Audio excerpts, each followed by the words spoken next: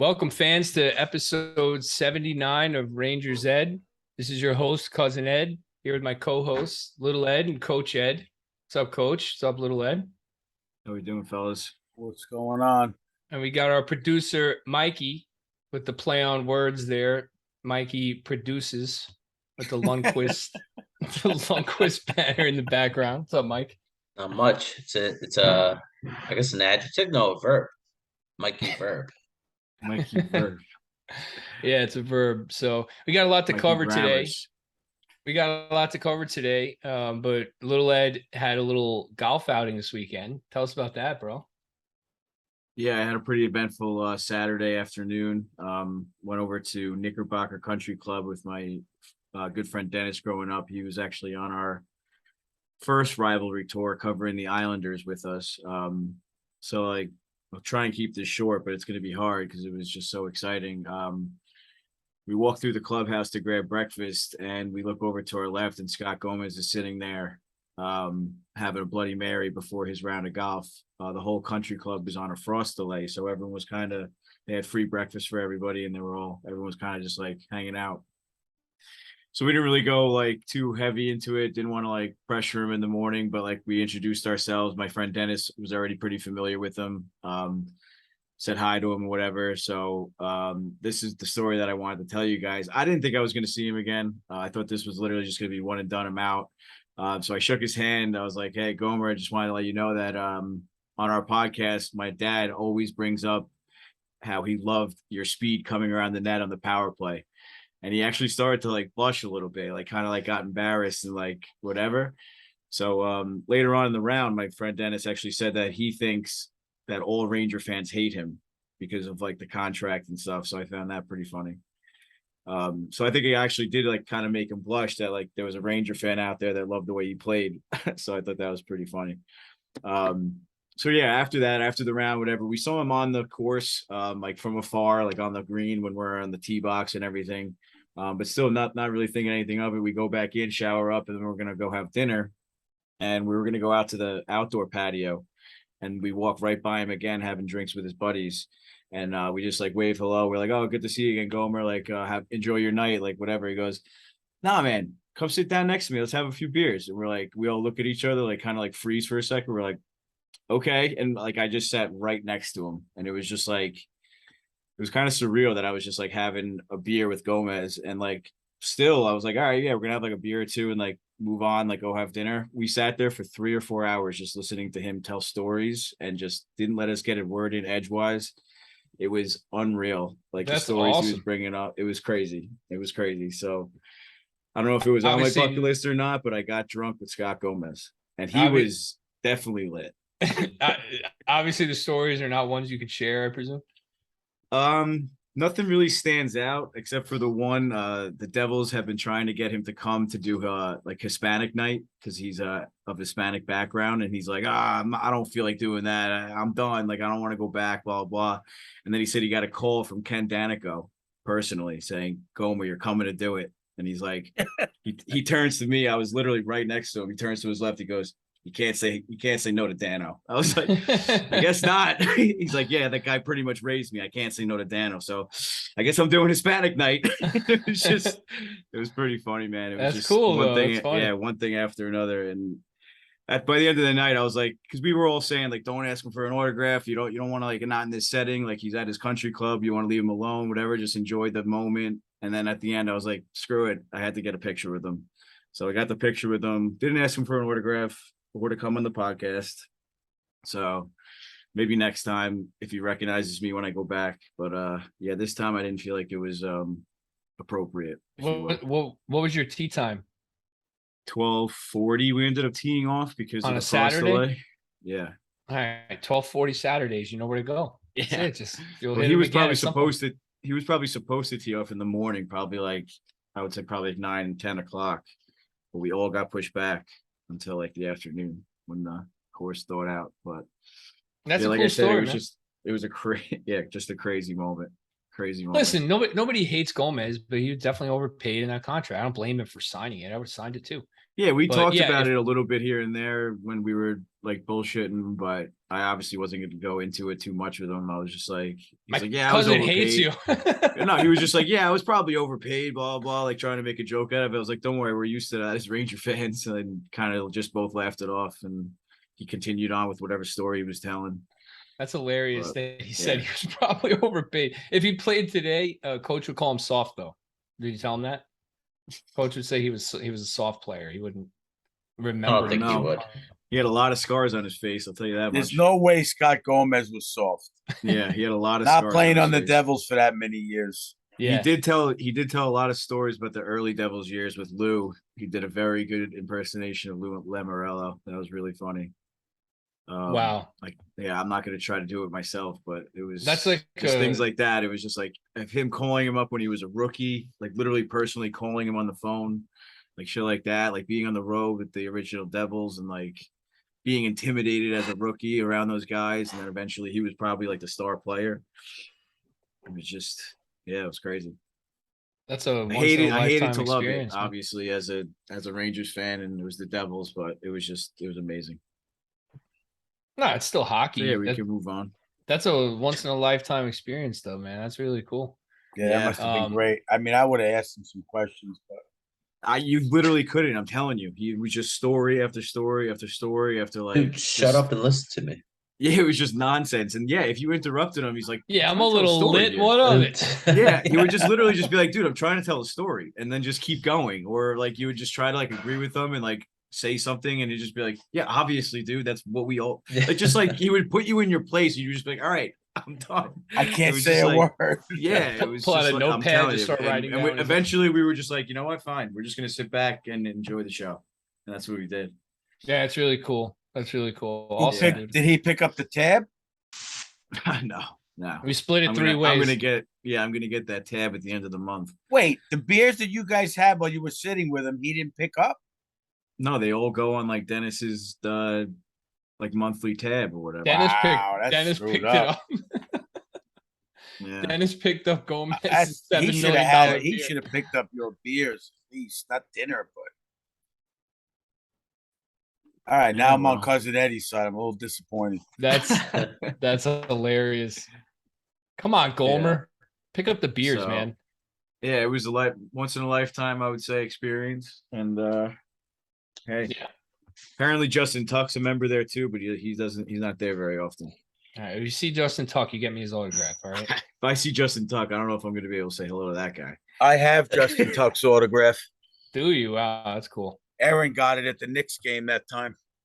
That time. Wow. She That went with Nicole Breen to the Knicks game, and he was there. Yeah, he goes to all the Rangers games, Knicks games. He always goes to those games, so that's cool. All right, well, let's transition. Do a little jersey numbers. Episode 79. Current Ranger, number 79, Keandre Miller is the only Ranger to ever wear it. So speaking of Keandre, just came out.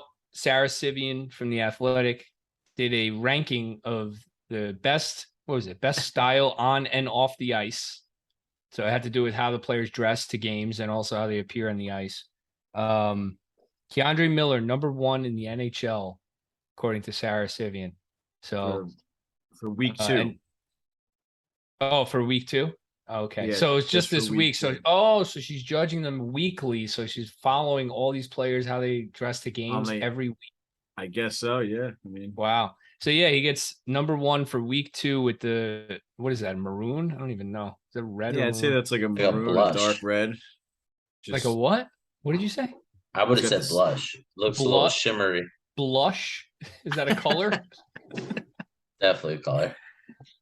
Yeah, he's got That's the like a- sunnies that's like a- going. That's like a wine color. Yeah, it's like a wine.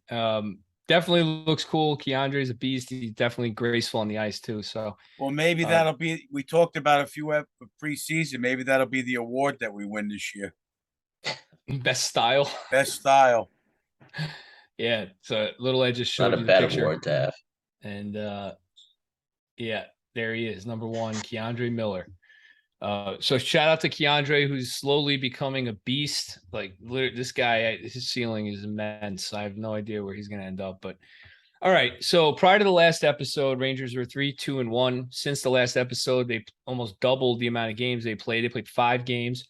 They're 3-1-1 in those games for a 6-3-2 overall record, 14 points, tied for first in the Metro, tied for third in the NHL. For all the complaining that Rangers fans are doing constantly, myself included sometimes, Rangers are third in the NHL in points right now. So it just goes to show you how good this team could be and how much other teams are also struggling and can't overreact early in the year. But, he started out at home against Alexander Georgiev and the Avalanche, 3-2 overtime loss. Georgiev with that annoying celebration and the annoying Instagram post after the game, being so happy he won that game. Good for him. Anyway, we got a point against. He also chirped saying he like made it a point of saying like my team played well in front of me. Yeah, So well, I feel like he felt the Rangers didn't play well in front of him. well, I don't. We'll get into that. I don't understand Georgiev, but anyway, I mean, give him. He's of course he's going to be excited. What do you want him to say? They talked about it in the pregame. We'll interrupt this section of the podcast for a Coach Ed response on Georgiev. Go ahead, Coach. All right. Well, they talked about it before the game that when you're playing the team you were on, they put money up on the bulletin board, and the team backs you up. So of course they're going to come out and play tough, and he's excited he beat the Rangers. He kind of got, I don't want to say screwed, but he did not get screwed. First of all, he did not get screwed. The Rangers treated him amazingly. The Rangers pulled this guy out of Bulgaria, undrafted, brought him to. I thought it was Albania. Brought him to professional hockey. Brought him to professional hockey. Let him back up Henrik Lundqvist, one of the best goalies of all time. Learn from him. Get coached by Benoit Allaire, the best goalie coach that exists right now, probably ever, or one of them. Learn from him, start games, have an opportunity to grab the job. And when Shesterkin emerged, he lost his job and he did not earn his job. And they then agreed to trade him at his request and traded him to the defending Stanley Cup champions, where he now has a $3 million a year contract. And he acts like he's mistreated by the Rangers. You want to be excited because the Rangers chose Igor over you. I get it, but his behavior is completely insane. That's uncalled for. Like, the Rangers did not mistreat Alexander Georgiev. And they threw D'Angelo off the team for him when D'Angelo was probably right, honestly. Anyway. Mike, who wins the argument? Yeah, I'm sorry. The Georgiev thing pissed me off. And then we follow that up with playing the Islanders and they get shut out. Ilya Sorokin. Gallant puts Halak in against Sorokin. Don't know why he didn't start Igor. Gets shut out 3-0. Not like it would have mattered. But then they recovered against Dallas on the road. 6-3 victory. Followed it up in Arizona with a 3-2 victory. And then a 1-0 overtime win against the Flyers at home last night. By the way, today is November 2nd, 2022. I should have said that earlier. And Little Ed, Coach Ed, you guys were at that game last night. What were your impressions from the Chase Bridge? Was that the first game of the year you guys went to? It was. Yeah, Mikey went to 2, and that was our first game. So, Little Ed, what was your impression from that view? It looked kind of cool. I loved it. I love seeing that view, being able to focus on every player if you wanted to. Sometimes if you're in a certain area, it's hard to see the defense or the forwards. I would say if you're close up, it's hard to see the forwards from behind the net where our seats were last year, like especially down the other end. So from where we are, you can literally see everything on the ice. So I personally like that a lot better. And then, yeah, we had the concession stands right behind us, so pretty much our own little personal bathroom for like a smaller section. So like there was never a line. There's never a line for anything really. It was just great. You got a Coach Ed review at the Carnegie Deli too. At the Carnegie Deli, Coach Ed. Oh my God, it was brutal. Hold on. We definitely overate. Did you really use a fork? But we have a new plan for next game. Yeah, I mean, the sandwich is so overstuffed. I like to get a little out of there, get a little taste of just the meat, the juices. I don't know. With a beard like that, you got to use hands. I don't know how you eat a sandwich with a fork, dude. I kind of agree. I didn't eat the whole sandwich with a fork. I took a few pieces out to get a little taste. One of our fans called you out on Instagram too. Really? Yeah. Coach, you don't eat sandwiches with a fork. Come on. Anyway. Well, Eddie didn't have to put that on Instagram. Tough. Yeah, You come ate on, it during the review. I had you on It's film. a I said, bad "Are you ready for the excuse. review?" Bad excuse. There shouldn't be any footage of that. It should be banned from the Instagram page. So All yeah, right, tough. maybe I'll wait till next week to start the YouTube channel. Tough second period. The Rangers played really well. They had, like, 3 posts in that second period, buzzing all over the ice, couldn't bury one. You guys must have been really frustrated, but the way it ended, obviously Kreider in overtime after he missed that breakaway earlier. The crowd must have been insane at that point. Yeah, it was good. Oh yeah, it was crazy. I was gonna try and back it up real quick. It was definitely good. It was fun to be at a game where like I was out on the edge of my seat the entire time. Where it's like, and then also they had possession of the puck, especially in the Flyers zone. What would that be? The third period, I guess, when it was right under us, right, Dad? For coach, that was Yeah, third no, period. no. Yes. We were Yeah, so yeah, at we're the first opposite and the defenses. third period where the offensive zone is like right under us. So like on the Chase Bridge, you're looking down at like the whole play and just seeing their skill and like how they're able to control the puck and like forecheck and sustain the pressure for like what felt like 5-6 minutes at a time at some points. That was just great to watch. And like I'd love to see the stat on the offensive zone time the Rangers had in the second and third period because it seemed do like they keep time on attack or is that just in video games? No, they keep that time. I They mean keep it that had time, but it's flawed, but they keep it. I mean it had to be like I'm gonna say like 70% Rangers on offense. The Well, whole game for sure. The I'll second say period this. especially, but I'll say yeah, the this. whole game. It's interesting. I'd love to. I can't wait to see them in person this year because last year there was a huge issue with generating scoring chances, and they were more opportunistic, at least per the analytics. This year they're near the top of the league in controlling the puck and offensive zone time, from what I saw, especially the Kakos, Zibanejad, and Kreider line. I think they were the number one line in the league in expected goals. They don't have the most goals as a line, but they're number one in the league in expected goals. So Can you please stop with that expected stat? I'm getting tired of it. Well, tell Valaket to stop. I will. If I could, I would. I'd be like, enough. What is No, it's expected not. goals? How many goals do they get? So this is what expected goal. I know Hold what on. it is. I don't No, I'm going to care. I don't explain want the to benefit know. of it. Hold on, I'm going to explain the All right, benefit go of it ahead. because there's other fans out there who think like you, and they might be persuaded by what I say. So you may not get persuaded, but let me explain it. So the reason that you track these analytics is not to say, definitively whether a line is playing well or not or whatever, but it shows a trend, which could lead you to believe in the future things will change, right? So for example, in baseball, they keep track of batting average on balls in play, right? So you have the league average for that is what, 280, you say. If somebody's batting average on balls in play is like 400 and they're batting 330, you can expect that 400 figure to drop down to around 280 because that's the average. And therefore their batting average is going to decrease as the season goes on. If somebody's hitting 200 on balls in play, you can expect that that's going to rise and they're going to get more lucky as the season goes on. So the reason it's important that they have expected goals that are number one is because it makes me think, and other people, that they're going to not be snake bitten forever, and those are going to start going in. They're playing well. It's a way to analyze the player's performance outside of the mere goals and assists. I don't need that stat to tell me that. If I watch the game, I can tell they're playing well. It matches the eye test in this case. I agree with that. In this case, you could see that line is playing well without the analytics, but it's nice that the analytics backs up the eye test, because when both of those things match, then it really becomes, to me, clear. A real right? stat.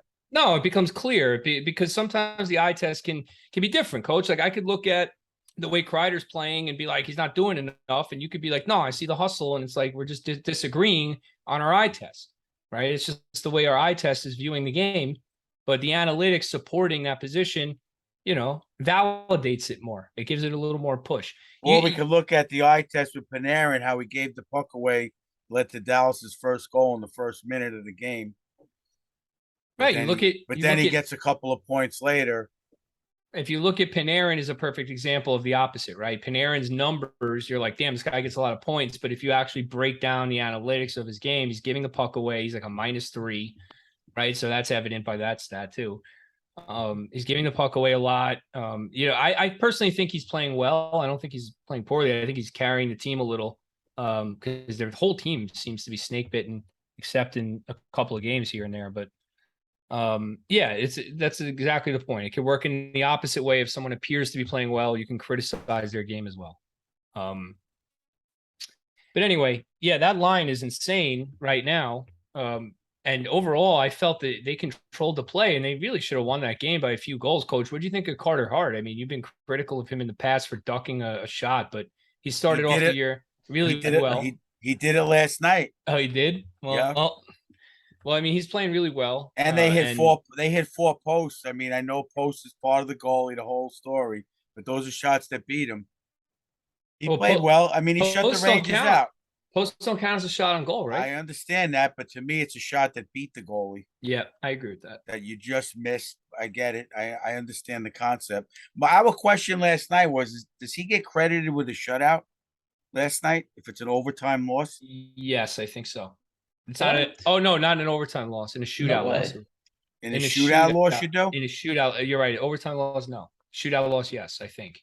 Mike, look that up. But I think a shootout loss, you get the shutout. Did you get the overtime time loss yet? Overtime loss, you don't. Mike's a little behind right now. We got a couple things from the look up. But but anyway, excuse me, if you were asking about the game, it was exciting. It was just like exciting to be there because they were so dominant in that ozone. Yeah. I bet they had so many chances. You guys must have been like, come on. Yeah, but it was one of those games that I kept saying, they're going to fucking do this. They're going to do this, and the Flyers are going to put one in, and it's just going to deflate the whole game. But they held on. Shesty made some big saves. Shesty made some big saves on Hayes, yeah. On Hazy a couple of times late, and they did it. Yeah, those saves at the end by Shesterkin were really insane. They were all over Tony DeAngelo with the guard when he got that penalty. It was great stuff. It was funny. It was good. You know, DeAngelo. Yeah, they were booing DeAngelo every time he touched the puck. No, I'll save this for the. He didn't have a good game. No, he didn't. I don't think. But Igor had a good game. Only, not that many shots. The last 2 games, Igor 19 shots against and 20 against the Flyers and the Coyotes. So the Rangers tightening up on D a little. But, Igor to start the year 6-0-2, undefeated in regulation. And with Halak, the Rangers are 0-3-0.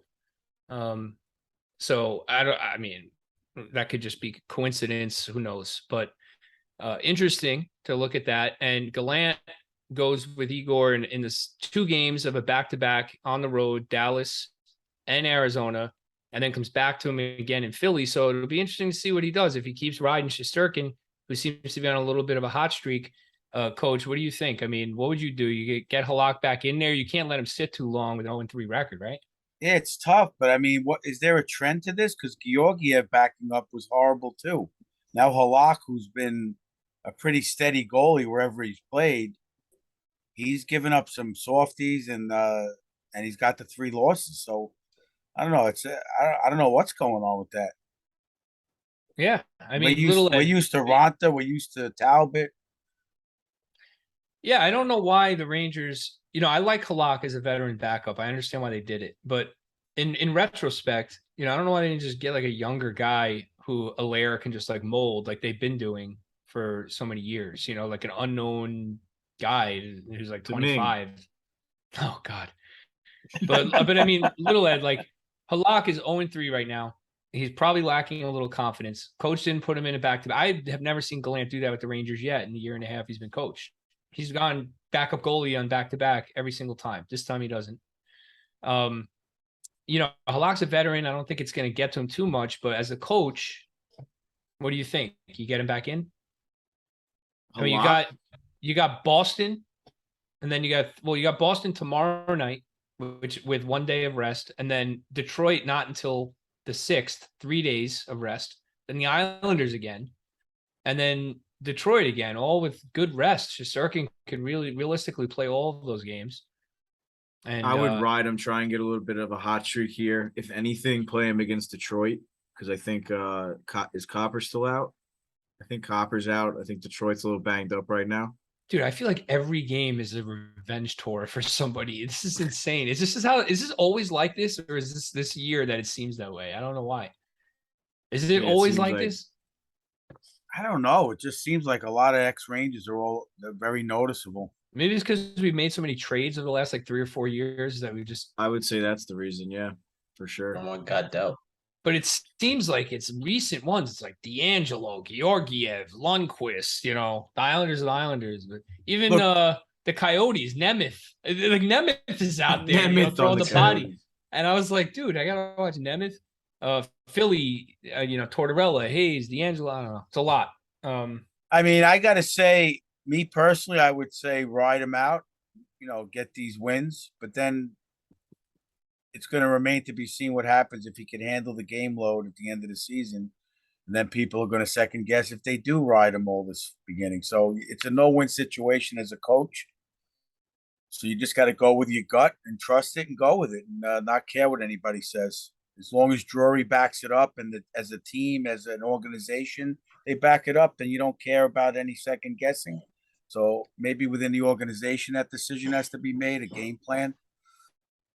Yeah, I agree. I think I would ride Igor in at least the next 3 or 4 games. Yeah, with this rest, I would ride him. If Detroit's 2 games that we could definitely, we could get a win, you got to get the wins now. Yeah, and Boston's a tough opponent. The Islanders are, for some reason he always plays the backup against the Islanders. I don't know, but we'll see. We'll see what he does. And Let me I mean, sorry, I just want to answer your question. So both Igor and Hart got the shutout for last night. Overtime and or shootout. You get the shutout. he did get a shutout. There you go. See, I was right Thanks there, initially. Mikey. You made me question Mikey. myself. I should just stick with my gut and be more confident. But anyway, so if the Rangers do need to make a decision, though, I mean, if they can't lose confidence in Halak altogether after 3 games, right? I mean, so they can't like go the whole season with a backup they don't trust. So that's the other side of it too. You have to have a guy that you can put in there that you're going to trust to find his groove. So we'll see what he does. It'll be interesting. But Julian Gauthier, I want to talk a little bit about a couple of guys we don't really talk about a lot. Julian Gauthier or Gauthier, whatever. Dude, what a game, right? That he's been playing really well. I mean, he's very noticeable out there, throwing the body. He gets those stupid scoring chances he always gets and never finishes, but he finished 1. So, I mean, he kind of did this last year, though. Remember, when he played a lot of games for the Rangers last year and he showed flashes like this over a few games, and you're like, damn, this guy might be a player. But he seems to have a different attitude now. He went to Hartford, he came up, his quotes are good, saying like, I want to prove that I belong here and not in Hartford. Coach, I mean, from what you're seeing from Gauthier, do you think he's could secure a spot in the bottom 6 for the Rangers for the rest of this season at least? I mean, I don't see any reason why not if he does it consistently. Like you said, last year he played with Laffy. They had that little French connection thing going on they were talking about. Then all of a sudden he faded away. I mean, again, with Kravtsov in the lineup or him in the lineup, I think he's doing more than Kravtsov is right now. So when he comes back, I don't see him losing a spot if he's playing like he is on a third or fourth line, without a doubt. Yeah. Yeah, Little Ed, that goal was a thing of beauty, right? I mean, Yeah, he can fly, man. He can fly. I mean, that's never been his issue. And he finally got a chance to bury one, and he did. It was cool. Yeah, it was a sick goal. Another guy, Zach Jones, Little Ed. One of your guys, you've been touting Zach for a while. He gets his first NHL goal. Nice goal, too. Not a cheap one, right? A nice wrist shot from top of circle. He played well last night, too. We got to see him in person. But yeah, he played great against Dallas as well. It's not to make it about this because this is such a played out thing. But, I noticed with this is a good example of like these North American kids, Jones is American, Gautier's Canadian, right? When they face adversity, they handle the hockey adversity differently than the European kids do. And I just want to say that I don't like that comment typically because I think it's a stereotype and it's kind of played out. But I think might be some truth to how they go through youth hockey, because I don't know anything about European youth hockey and how, what kind of adversity the kids face in youth hockey there. But I know in the United States, it's very competitive. There's a lot of adversity. It takes a lot of, commitment. There's a lot of politics in it, right? You guys know that. So it takes a lot of commitment from a person to get to the NHL through that system, that they're more able to handle a demotion. And I think with Gauthier, he handled that demotion. Jones should realistically, if you're GMing a like simulation league of the Rangers, Jones is the third pair D and he's playing. But no, he's in and out with Hayek. Hayek's getting games. He's not playing bad. Jones facing adversity, right? And he's the last 2 games, I see an elevation in his game. He's responding to it. I mean, Coach, you think there's some truth to do you think that there's some truth to the North American youth hockey system, maybe creating kids better equipped to handle that adversity? I don't know if I agree with that because I've heard plenty of stories about European players and the way they're treated. Yeah, it's not all of them, right? It's just I think it's just I know you're going to get mad at me, but I think it's more the Russian players than anything. The culture they come from, it's a different culture there. I don't know what it is. I don't know how their youth hockey is. We do coach the one kid who grew up in Russia, and I asked him what youth hockey's like there. He said every game, all these small towns, they literally travel 2 to 3 hours for every game on the weekend. yeah, so they're like stars, pretty So much. if you're not going to call that adversity, I don't know what you're going to call. To No, go through that. They're in the travel. limelight. They're like rooted for by their town and stuff at a young So age. it's a whole different perspective. I personally just think the reason why you're seeing it definitely with the Rangers is like I said last year. I think Drury's going to start drafting character players that he wants. And I think that's why you're going to see guys like Schneider, Zach Jones, who have that character in them. And any European player is going to have that. That's what they're going to go for. Right. And in fairness, like I'm not saying that the European players are like that. I'm saying I noticed, in North American players, I just feel they're able to handle the adversity better. But again, Hedel, Kako, they've handled adversity pretty well. I think so, yeah. Yeah. So it's not necessarily, I'm not saying all of them, but I'm just curious, looking into youth hockey in Europe, how are the kids, what kind of adversity are they facing compared to in North America? But yeah, little Ed, Zach Jones. Sorry, I was trying to tee you off there to give him some praise. It kind of went off the rails. You played great, but Hayek plays really well too. He's a solid player. I think Zach Jones is a little bit more flashy with the puck. He makes a lot of good passes out of the zone and a little bit more stretch passes. And like I said, we got to see him live last night. And he just makes those like little moves. He's very shifty. He reminds you of Fox a little bit. Obviously not nearly on that level, but he's near there. I think he's smart. That's the type of player. Yeah, that's the type of player. I mean, you think Jones is near Fox? He makes, I'm going to say, better than 9 out of 10 outlet passes that are not just throwing it up the wall. You watch him in person, and the kid is a smart player. And his skate, I'm not saying he's near Fox. I'm not saying he's going to win the Norris Trophy, but he has a very good hockey IQ and his skating. When we were watching him in the warm-ups, I said to Eddie, I says, look at Keandre Jones, the way they skate and the way they pivot, the way they move it's incredible. And Jones for his size, Keandre for his size is ridiculous the way he skates. I know that could be a sign from like USA Hockey Development too. Yeah. They both came up through that system, right? Yeah, I think with Jones though, I mean to say he's near Fox is a little crazy. And you backtracked, so I agree with what you just said. But Keandre skates like he's one of the most graceful skaters I've seen. Like the way he is. I mean, I haven't seen a defenseman get up in the play and then it looks like a 2-on-1, and he's poked. A second later, he's poke checking the puck off the forward stick, and he's in the corner hitting him. Like it's just like a stride, and he's there. Like he's unbelievable. I mean, definitely for a guy his size, I don't recall seeing anybody that size that can skate like that. I said that in warm-ups. I was like, look how big he is. Like, yeah, he's a monster. What is he? 6'4"? Gotta be like 6'4". Mikey. I'm giving Michael a lot of work tonight. So, all right. Speaking of the young guys, we were talking about the Europeans, North Americans. Two of our young guys, Tally Kraftsov and Philip Hedel, were injured in these games. Hedel gets Hedel was injured in the Columbus game. He was supposed to come back in these games, practiced, did a full practice, but they held him out. I mean, at this point, we're speculating concussion, right? Has it been? I don't think it's been reported as a concussion, but I think that's fair to say at this point. Would you agree? I thought it was said that last episode that he had the concussion. I haven't seen any actual reporting on that. Okay. Upper body injury. Day to day. Yeah. For Hedel, I feel like it might be a little bit more shoulder, possibly, because isn't that what he hurt during the playoffs last year or towards the end of the season? Kraftsov, definitely, I would say more concussion. I'd have to see Hedel's play. Rocked. Because Hedel was when he got tripped up from behind, right? That like interference play.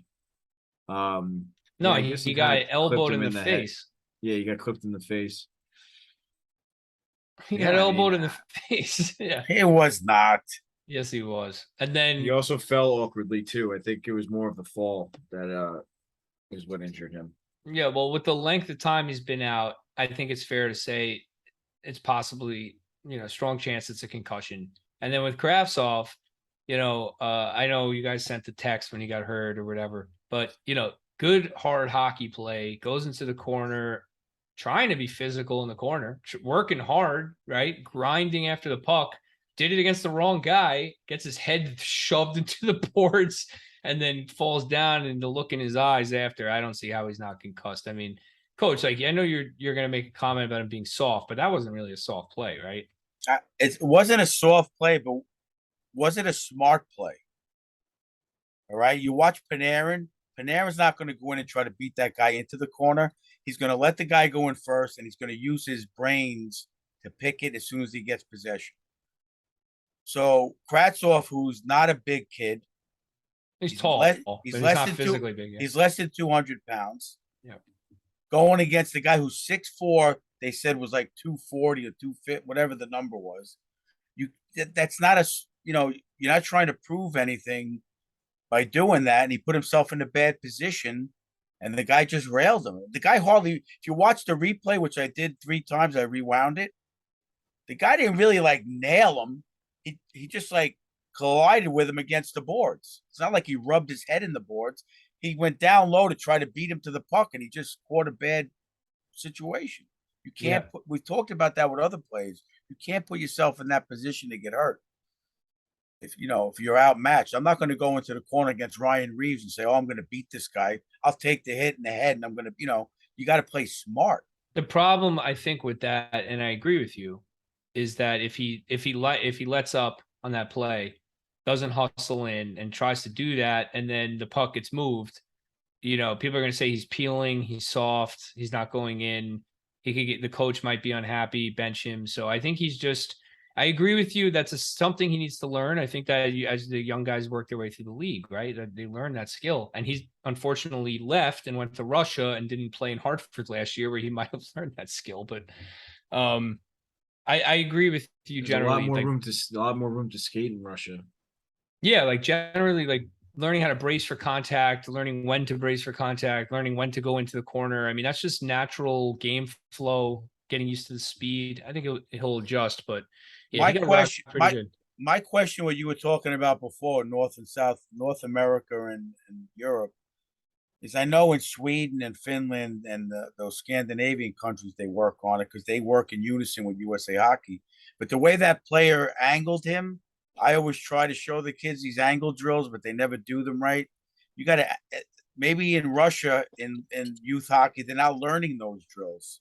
It might just be all about, let's go to games here, go to games there. And they're just skating on this big open ice. They're learning those puck skills and, all the shooting and what they're good at. But now you get to North America, and it's more physical, and it's about angles, and it's about positioning going into the corner and so on. So maybe that is a part of it, I think it's definitely a part of it. I think absolutely. Yeah. The physical, I think the hardest part for these young players coming from Europe is the physical aspect of the NHL. You saw with Without Capo a doubt. Caco. You saw with him when he came over too. You know, he was not physically ready to be a bull like he is right now, right? It's a different, he's adjusted. It took him definitely 3 adapted. years. Yeah, it took him 3 years to build the strength, adjust to the game speed, stay healthy, you know. Well, Knock on wood. yeah, don't let's not. I'm just saying, you know, whatever. It's whatever it is. I didn't mean it like that, but I'm just saying, like, he's been hurt every year, right? So he's learning what it takes and he's working on it. right, exactly. So I think that's a big adjustment, and we have to be a little patient with these kids coming over from Europe because it is a different game. All right. So last thing I think we should talk about here is I think we need to give a little love to Vinny Trocheck. You know, he's playing really well, I think. I mean, coach, what do you think? I see Trocheck on the forecheck. You know, he's burying some goals in the power play. That was a question coming into the year. He's got 2. He seems to be adjusting. I worry about that line defensively, but what's your assessment on Trocheck so far? Compare and if you want, compare it to how Strome was too. I know you like Strome, but I see a better, more complete player than Strome and Trocheck. Oh, without a doubt. I mean, we're not missing Strom at all because of what he's doing. And I did see a couple of defensive lapses in the games in these 5 games, possibly because he might be covering for or trying to do more because I feel other guys are out of position. But I won't mention any names, but him and Laffy are definitely doing the right thing. And I love them. I think, you know, face-off wise, the other night they kept saying they're at 70% against Dallas. Last night they were doing great in face-offs. So, you know, you got to love the positives behind it. He's putting some pucks in the net on the power play and even strength. So, I mean, Little Ed, is it me or is he the only one who thinks Panarin isn't playing well, or do you also think Panarin's not playing well? Well, you got to understand that coach is looking at the overall game and watching his every move. I mean, we're seeing the passes. We're seeing him dominant in the offensive zone. I would say Coach Ed thinks he's doing the right thing in the offensive zone. Right, Coach? Not always. I don't think Coach Not thinks that. always. Okay. offensively, he's probably in the top 5 in the league in passing skills. Okay, that's good. All right. So But to me, you know, I'm not saying he's you're I'm getting not somewhere today. I'm not saying he's got to block shots, but there were multiple times in these games that I've watched where the puck's got to be out of the zone, and he's directly responsible for a goal or a scoring chance by the other team. I feel like we're In my opinion. I mean, you're not wrong. He makes up for it usually, right? Takes a bad penalty, they score, then he goes down and scores, so it evens out. Yeah. But all right, let's move into broadcast banter. All right, so you guys were at the game last night, so let me get my list. I gotta say, I watched the Dallas game on delay the other day, and Weeksy and EJ did a pretty good job, I thought, on NHL Network. I watched it on Weeksy gets so excited when Ramsey kept coming out. He was like, "And there's Jim Ramsey." He loves Jim Ramsey. Oh yeah. my god, it was great. So couple notes. Micheletti, Rangers at Dallas. Rope Hintz can skate just about as well as anyone in the league. Clayton Keller is a wonderful passer of the puck. So those are my 2 Micheletti notes. I feel like there needs to be a commitment to the beginning of games before the Taco Bell take, when they talk about Arizona or the opponent. When they talk about the opponent, Micheletti will drop one of those every single game, and we just do not track it. Like, somebody needs to commit to writing down those, because it's just I do it, but then I forget in some games, whatever. It's like right before the Taco Bell take. Yeah, I almost want to go back to the first game of the year, just watch that clip, write it down. Go to the second game, write that clip. Right, we have to have access to that, like ESPN Plus or something. I gotta check. Anyway, So the Coyotes game was Panarin's birthday. Remember? Oh my God. The birthday boy is on the ice. He wouldn't Maybe he'll stop get a the goal whole- tonight. And he scores on his birthday. on he his says. birthday. Minimum Then five I was times. done. Minimum I five was done. times he mentioned his birthday. I was Minimum. done. I was done. And then Completely the whole done. time he kept saying, where they kept harping on that no Rangers scored more than 3 points on their birthday. Oh my God. I couldn't deal. Just complete. It was like 5 or 6 times that coach said. It was insane. Easily. But when he scores, he goes, and it's deflected in. Panarin's on his birthday. It's like whatever, dude. They do that with all the players though. And then it made me think, because this is how my brain works. What about the players with birthdays in like July? Then they never get to score on their birthday, right? So that stat of players scoring on their birthday is a little bit misleading. It's limited. Weird. When's Yeah. Wayne Gretzky's birthday? Yeah, when's Wayne Gretzky's birthday? Is it during the season? I don't know. I mean, what if it's in July? Here we go. Might get the list out. What is the percentage of players in the NHL and whose birthdays aren't during the season? Yeah. In the Flyers game last night, dude, they went on and on about D'Angelo and the booing, and Micheletti. First of all, I think Micheletti prepares for games not by like watching the other teams, but by speaking to their families. That's all he does, because he always has like a tidbit about like, I spoke to D'Angelo's dad last night, and Like, he's when very does he get excited for his- time? When does he get time to do this? How does he initiate that call? Does he literally be like, hey, Philly, give me D'Angelo's dad's number. I want to give him a call for the broadcast. And then call the guy and be like, hey, Tony's dad, this is Joe Micheletti. I'm just calling to interview you. I want to drop something on that. Like, what does he do? Like, how does he initiate that? I need one random stat to drop during the give me a broadcast. fact. Yeah, give me one fact.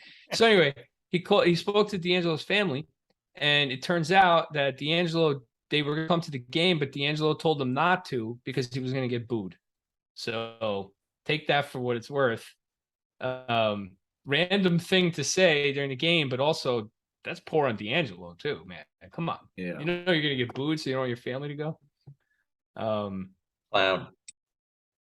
Clown. Gretzky's birthday was January 26th. All right, so that was during the season. All right. 61. Yep. At least we know Mike looked it up. What'd you guys think of the Coyotes game with the way the TV was weird with the cameras? Because Oh yeah, we didn't even talk about that. Good call. Yeah, dude, I Angles. like that angle. I liked it. it was pretty And- cool. It's like a wide angle, right? It looked like a fisheye kind of. Remind me of Yeah, it's like of the angle Chell. that we have from our seats. Is that the same angle? No, it was No. close. Reminded me of Chell, Ed, where you can adjust the ice camera and you can like go overhead or like go from the side or whatever. Yeah, action cam. All right. So it was cool. I liked it. What I didn't like is that the MSG does not sync their audio. That drives me crazy on these Yeah. road games. Sam and Joe are doing the game from home or whatever, and they got the feed from Arizona or Dallas, and the audio is not synced. Yeah, you hear they're talking ahead of what happened. Yeah. Come on. This is 2022 MSG. You can do that. You can do better than that. You know, just Stolen, delay the game. baby. Delay the broadcast for a second. Right? Or delay their I don't audio. know how for a that second. works, but yeah, they got to figure something out if it's that bad. Cost money. Pay attention when they're on the road, Ed, and you're watching MSG Come on, Dolan. to the audio being not synced. All right. You guys got nothing? No, I got some. Uh-oh. Like, It killed me last night. It was against the Flyers. Joe was Kreider's breakaway in the second period during the penalty kill, and he literally almost scored. He goes, he couldn't have done anything better there. I mean, he could have scored, Joe. That would have been better. He That's said what- that. Sam said that. Yeah. Oh, that's funny. Yeah, that is good. No, Joe said it. no, but Sam said he could have scored. Oh, Sam said he couldn't have done anything better, and Joe said he could have scored. Right. Oh my god! Joe I thought just you said that. No, Joe rips on Sam so much, dude. He does. It's so obvious too. It's hilarious. There was one the Halloween Well, game. Sam, he could have scored. You just reminded me the Halloween game. They're coming back from break commercial, and Sam's like, "I want to wish everyone a Halloween." It's like right before Halloween, the 30th, I think. I want to wish everyone a happy Halloween. Be safe, whatever. And then they're showing the mascot in like a vampire costume. So wherever they were, the mascot had on like a costume over the mascot suit. And Joe's like, it's on the camera screen for a minute. Joe's like, Sam, what are you gonna dress up as for Halloween? He's like, oh, I don't know. yes. He's like, I don't know. I have to figure it out. And then Joe's like, oh, how about that right there? That looks like a good costume. And Sam's like, he's like, oh yeah. That was it. They just moved on. Yeah, he doesn't know what to say sometimes. He just moves on. Oh my God. It's so good. So good. All right. Coach, you got nothing for me on the broadcast banner. I'm I got disappointed. nothing. I got nothing.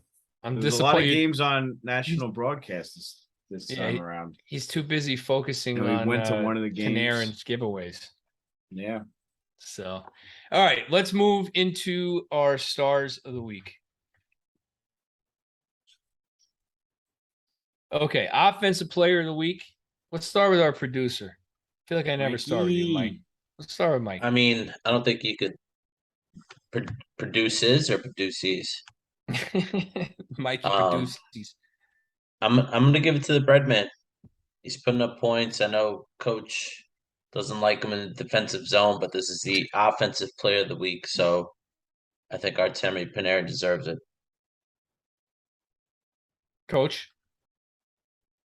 Well, even though Mike says he's putting up points, I'm looking at it, and Zibby had more points, so I'm going with Zibby.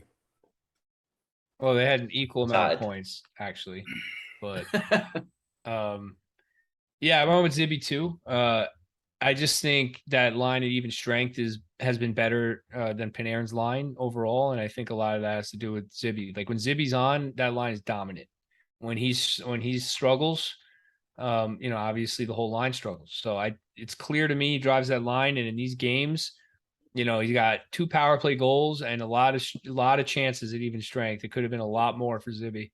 And that pass he made to Trocheck on the power play, Yeah, on and his second goal, that was sick. he's also could have more points because he's force feeding Kreider. I want to throw that out there. He's really trying to get Kreider going because he loves Kreider.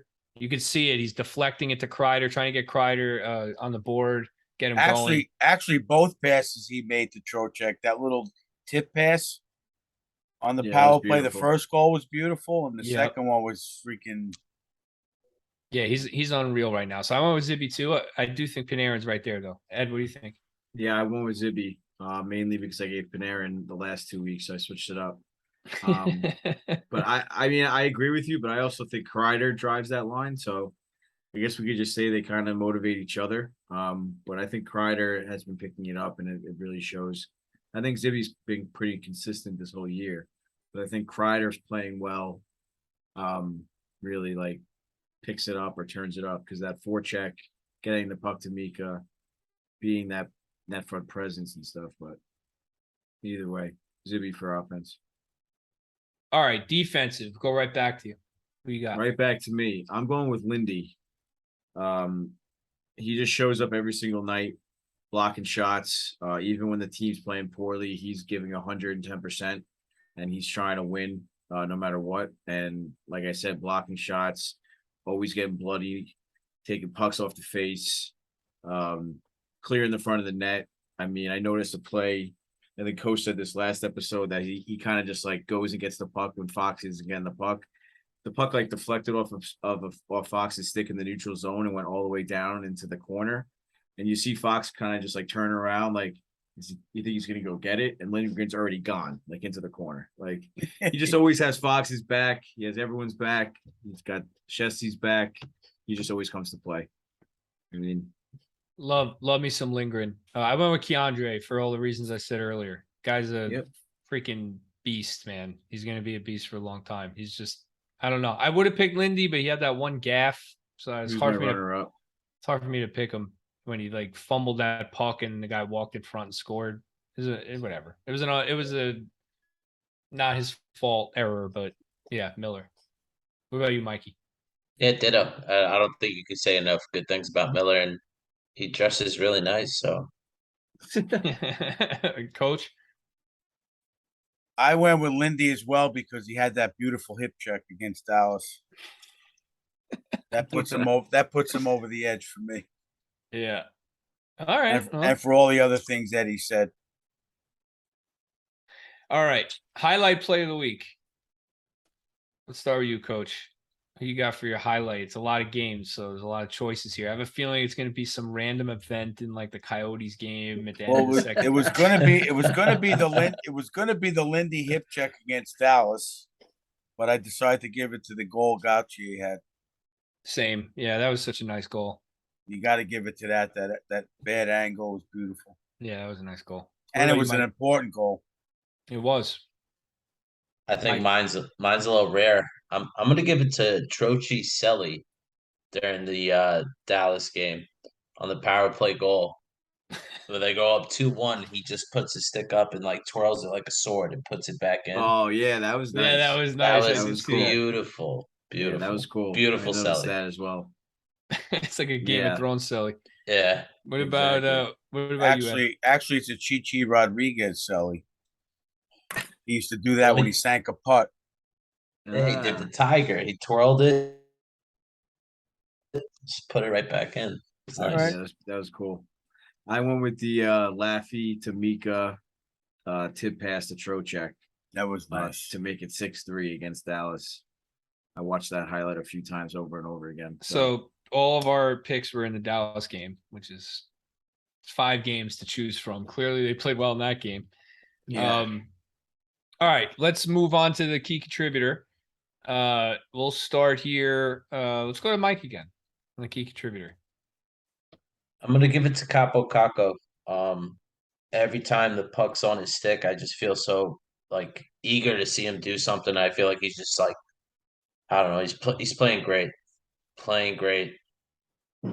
Yeah, I dude, I hate to piggyback, but I keep piggybacking on one of you. I picked Kako too. I think Kako, he's the way he's dominating out there. He should have like 8 points, 8 or 9 points. Easy. Is it his expected points are 8? No, he's not. He's not finishing. He hasn't. He hasn't. Yeah, it's funny. He hasn't gotten. He hasn't gotten the production.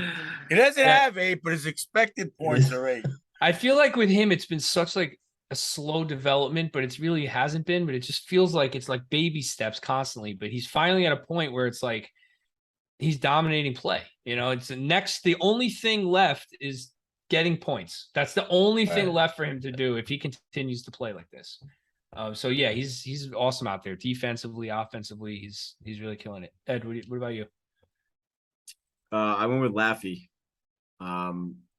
Kako's a great pick, but I went with Laffy. I think he's just all over the place. Me and Coach were talking about it at the game yesterday. I made a point, like, I don't know, it's hard to explain on a podcast, but like when it's like a lazy shot on net or the goalie covers it, I mean, most players will just circle around and just start heading to the bench. Laffy stops in the offensive zone and just makes sure everyone is okay before he goes to the bench or skates away. He's always trying to get involved, or if there's nothing going on, he looks around, make sure everyone's safe. There's nothing going on behind the play or whatever. And then he goes and finishes off the play. But I noticed that he always stops after the play. He always just stops right in the middle instead of peeling off and just skating to the bench for a change or lining up for the next faceoff. He's always trying to get involved and contributing. Well, It's an interesting note. Yeah. No, I mean, I haven't loved his game, to be honest with you. I haven't, but he has been a little snake bitten. He's getting chances, and I think he's got more to give though. But he's definitely a very aware player, and that is worth the key. I agree with you. I noticed he has good awareness out there on the ice to contribute. Yeah, he could definitely be putting up more points. Obviously, everyone would like him to do that, but I'm seeing a lot more in his game than just points, and I think that's a good sign for the future as well. It's also hard because he's playing with Panarin, and I feel like that's got to be really hard. Even though everyone thinks it'll be easy, I feel like it's not. I feel like it's he's learning. He's learning. That one goal that he had on the back door from Panarin, that was beautiful. And did you see what Panarin said? If he didn't pass that, it wasn't going to be his friend anymore. Or something. Yeah, he said if he didn't score that, if he didn't score there, because he said the goalie almost saved it. If he didn't score there, then he would have not been able to be friends with him anymore. Coach, what about you? Who's your key contributor? Well, obviously, me and Eddie were talking about it a lot last night. I went with Laffy too. I mean, Well, Kako's me and Mike weren't talking, but we both picked Kako. Kako's a great pick, and to me, both of them are doing a great job. I mean, you're loving Kako, but Laffy's got more points than him, so I don't understand why you're so beat on Laffy. But I'm not beat on Laffy. I just think there's more there. I'm seeing all right, more well, more you know, impact from Kako than I am from Laffy. I'm not I seeing more don't see points. I don't see much more. I mean, I see Laffy involved in everything, and the thing I love about him, I mentioned last night watching him. I love the way, like after the play, he'll just skate by the other team and just rile them up and give the guy a little elbow going back to the bench, and Yeah, all these little old time school type of little moves that he does. And his yeah. passing, his skating and passing, he doesn't shy away from finishing a check very rarely. And I think he's playing well. I think those two lines are clicking in a large part because of these two kids. Yeah, I think he's future captain material for sure. I love Laffy. But I just there's more there for me. But I agree that he's a good pick for a key contributor. And you just see him on the bench, like when the TV pans to him, he's on the bench and say the coach is talking to Fox or someone. He's just looking at them talking, and he's just like excited to be Yeah. playing hockey. He's like a kid in a Yeah, candy he's store like on the bench. excited to be playing hockey. You know, it's just like hopefully Yeah. that lasts a long time with him. You know, that's a big key. Yeah, it's always nice to see someone enjoy the game like that, and he's definitely got that personality. All right, so let's move on to Coach Ed's Copyright Doghouse Award. I'm gonna start with Coach Ed since it's his award. Last week, Vitaly Kravtsov was the only member in Coach Ed's doghouse. So remember, you can fill the doghouse up if you want. You have to decide, is Kravtsov out? Does he remain in? And then you also can put somebody else in this week, even if Kravtsov remains in. No, I'm going with just Kravtsov because I don't see anybody that deserves even VC the little time that he got that he's been getting. He's playing pretty big. He's making some nice little key contributing moments that go unnoticed, but he's doing well. I think he's doing well. So I don't have anybody. Blaze throwing the body around. All the defensemen have been playing good. I just thought of a coach's corner for a brief one when we're done with this. Of course. But anyway, I love This is the production value of this podcast. I love the lineup they have right now. Yeah. Production the value's line- I up like- there. The preparation value. Right, that's what I meant. The preparation, the preparation. Well, I'm not the only guy that starts work at 6 o'clock and ends late. So Yeah, that's true, Coach. Touche. You're not the only one. I definitely don't. So I think it's a little unfair to put Kravtsov in. I agree generally that it's hard to put somebody in. But I think he made a hard play and got hurt. Like I don't know. I don't think he really deserves to be in. I don't think he's making a difference when he's playing, not for his skill level. And I think his days are numbered as a Ranger. That's my opinion. Okay. Well, that's one opinion. I Let's had write Fox. it down. Write it down now. Fox. Well, that's what we have our producer for. I had Fox last week. Fox is out. He's coming out of the doghouse for sure. It's tough for me because I'm just gonna put Halak in, honestly. Like Halak signed as a veteran backup to be steady. He gets to 3 games, 3 losses, loses to Islanders, shut out to the point where the coach isn't even putting him in on a back-to-back against Arizona. I'm not gonna be happy with that. So I just part of it is I just can't pick another guy because I really do like the way the team is playing. That's part of it. But the other part is he deserves it for that. Those are 2 soft goals against the Islanders, man. Yeah, I mean, he keeps that game close. You never know; it might be different.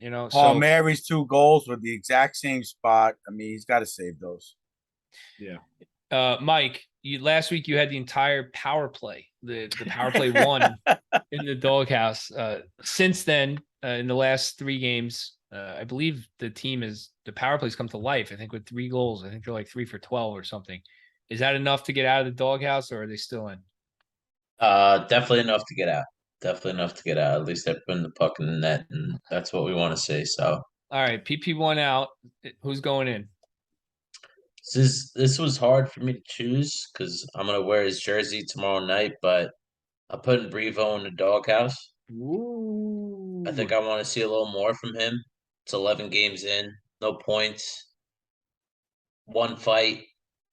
I feel like he's kind of just coasting out there. I feel like somebody else on the fourth line could do a little bit more with that time. So I want to see Revo produce a little more.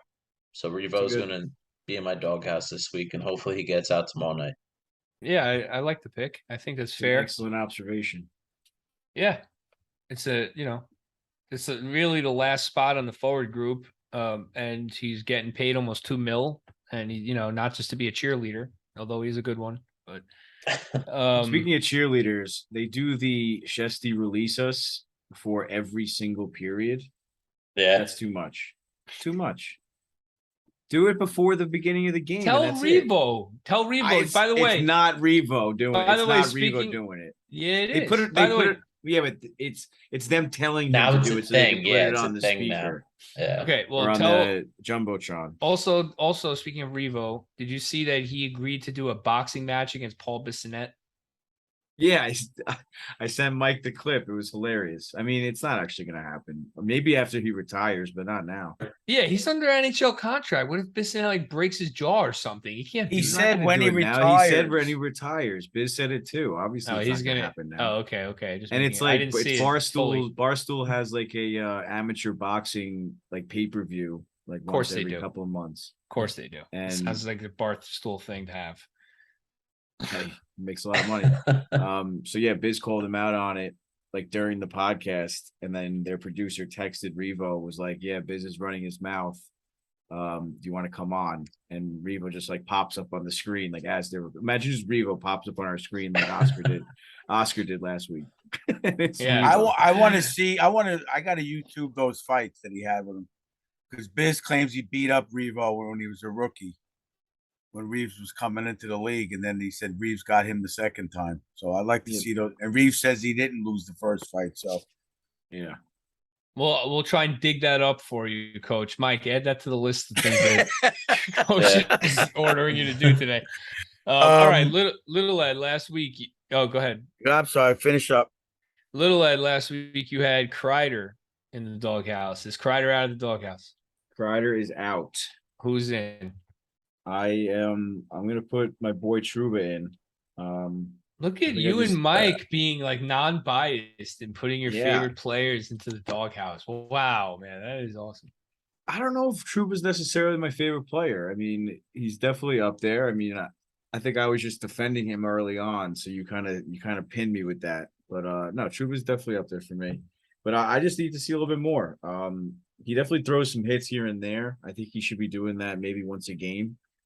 Doesn't have to throw the huge bomb once a game, but he should definitely be a little bit more physical, I think, as of late. And I mean, if he's not going to be physical, he's got to pop up on the score sheet here and there, which he only did once in the last 5 games. Had 1 assist, I think, against Colorado.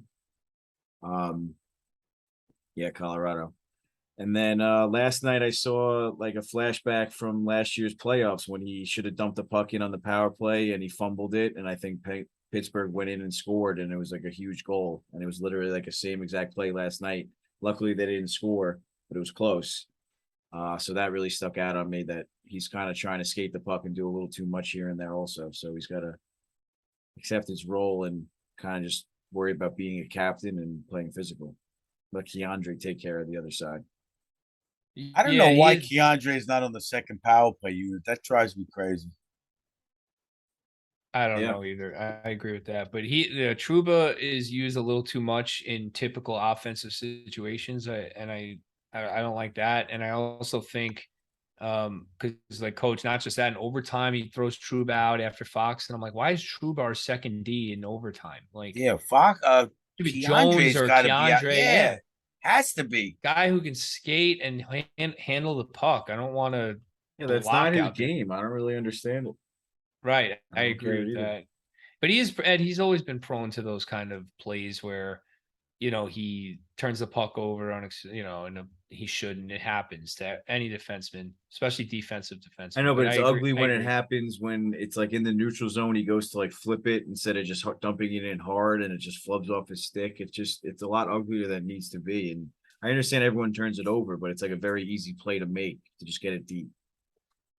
As I opposed don't to like see- Fox's turnovers, he's trying to make this phenomenal cross-ice Right. pass. No, I like, get it. I get It's it. different. It's a different kind of turnover. So Trouba's not your favorite player? I really thought he was. I mean, I have think a this is lot what of happened. favorite players. I think this is, well, that's true. I think this How is am I what supposed happened. to pick Trouba over like Lindgren, or how am I supposed to pick Trouba? It's tough. Over Here- Zibanejad. This is what I think Well, happened. When I always have a favorite forward and a favorite defenseman. Well, who's your overall favorite? It's tough. See, it's a hard question. Mine's Mika, All 100%. right. But Next episode, here's we're the, used to our favorite players. well, I just gave mine. But so here's what I think happened. The Rangers got Trouba. Well, I'll give you a chance to Little flop. Ed likes defensemen. Fell in love with Trouba. And then I think we got Laffy, we got this guy, we got that guy, and like things started to emerge, and now he's kind of like souring a little bit. I'm sure. Well, he started the rebuild. He started the rebuild. He was one of the ones who started it. Yeah, definitely. I think he came second, right? Panarin. I Panarin? mean, yeah, I guess you want to count Panarin as first. Mika was definitely kind of like Miko was early. before the rebuild. He survived the Yeah. rebuild. Mika and Yeah. Kreider, I think they're the only two, right, that survived it. I Yeah. mean, I'm not hating on Trouba at all in these games. I mean, I don't know. I'm not Yeah, hating on him. I just want to see a little bit more. I I'm think not he's happy playing with fine. Trouba's playing. I don't think he's been good. What's his plus minus, Mike? Playing fine, Ooh. and just last night stuck out at me a little bit, and I made my decision. All right, it's all right. Trouba's +2. It was in the outline to it. if you looked at it before the episode. I didn't study it. I did look at it. Yeah. So Trouba is +2, which is second on the team to Philip Hedl, who's +3, by the way. Yeah, but It's- Hedl only played 4 games. No, it's 6 games. And by the way, the And worst Trouba, Trouba plays 22 minutes a game. the worst plus minus on the team is Ryan Reeves -4, and Artemi Panarin is -3. So there you go, Coach. There's your justification. All right, so let's go to a little coach's corner quick. I pointed this out to Eddie last night, especially when you're watching it live. But I'm excited to watch the defensemen when they don't have the puck. Even Zach Jones, I was watching last night. They do a great job of getting to the guy that's open before he gets near the crease. I see Schneider doing it. I see Zach Jones doing it. I see Trouba doing it. They cut the guy off and they're battling him before they get to the crease. They're watching him out of the corner. Schneider, I think, is unbelievable at it. I think he's playing really steady right now. Yeah, Schneider, Coach. I wanted to actually ask you this. I forgot. So I'm glad you brought this up. Similar to what you're talking about, I've noticed a lot Schneider stepping up at the Rangers blue line a lot more and having an active stick instead of following the guy in and looking for a hit. He changed his game and adapted a little bit. I think it's enabling him to play better because he's preventing situations where the other team has the puck in the offensive zone, obviously, and he has to defend it, and it's working. So do you think that is that like a thing defensive coaches teach, like box this guy out before you get to the crease or stand over the blue line more to kind of like not have the same look? Because these guys are all on video. I'm sure teams are like, oh, this guy backs in every time, just take him wide. No, but it's always since the rise of this, we're not allowed to. If the offensive guy gets positioned in front of the net, you're not allowed to cross-check him anymore. They used to be able to do that in the 80s, 70s. You're not allowed to early battle 90s. him anymore. You're not allowed to go crazy with him.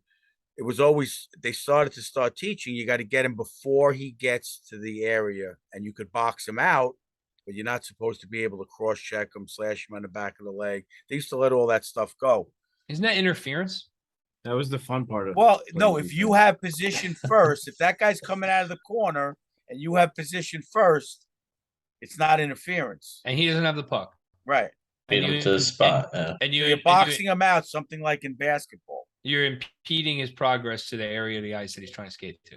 Right. Without the puck. I mean, if you do knock him over, by it's going to be definition, interference.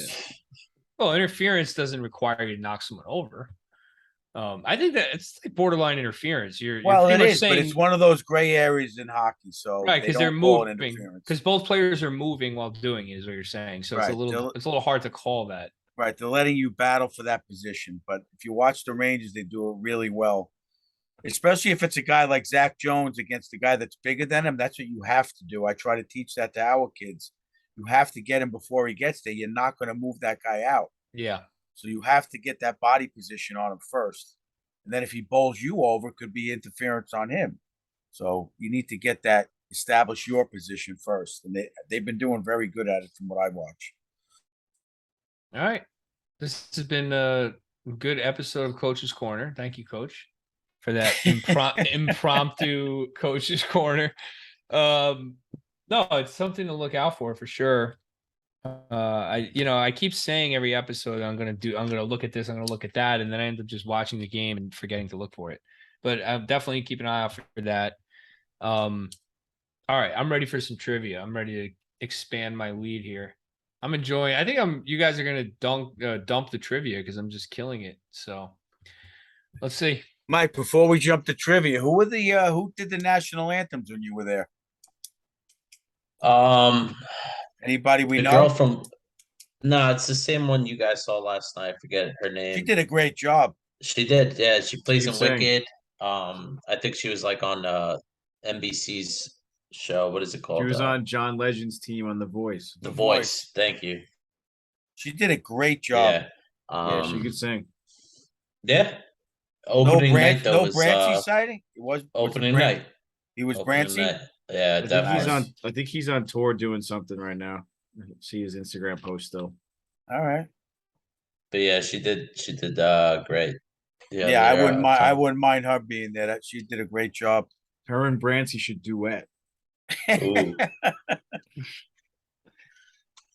All right, let's get into some trivias. Mikey trivias. I'm feeling good tonight.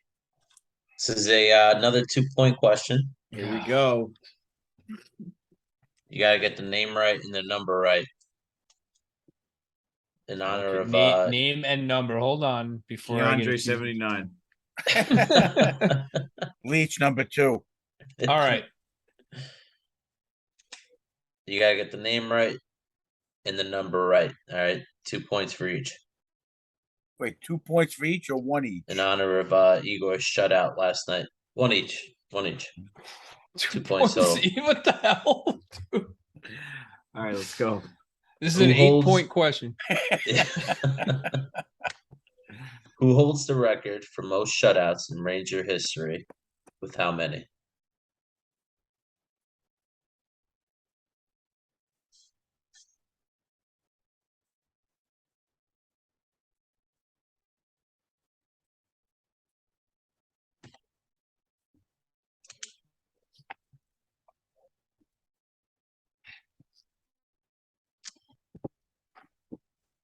I don't think I'm getting the number, but I think I got the guy.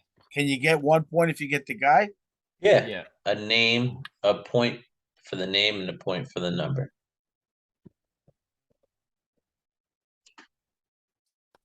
Coach Ed's spelled Lundqvist. How the hell got do you Hank spell with Lund- 52. Oh, I got Henrik with 62. Everyone's wow. So nobody gets a single point this week It wasn't Hank? because it's Eddie Jockman with 49. I was gonna say that. Wait, how many did Hank have? This could be another Mikey flub here. I think Mike flubbed this one. I think Hank's got way more than 49 shutouts. If you had 3 a year, that's 45.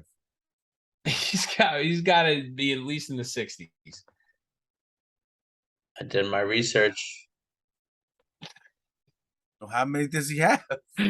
So everybody gets a point because it's definitely Lundqvist. Lundqvist has 43 shutouts.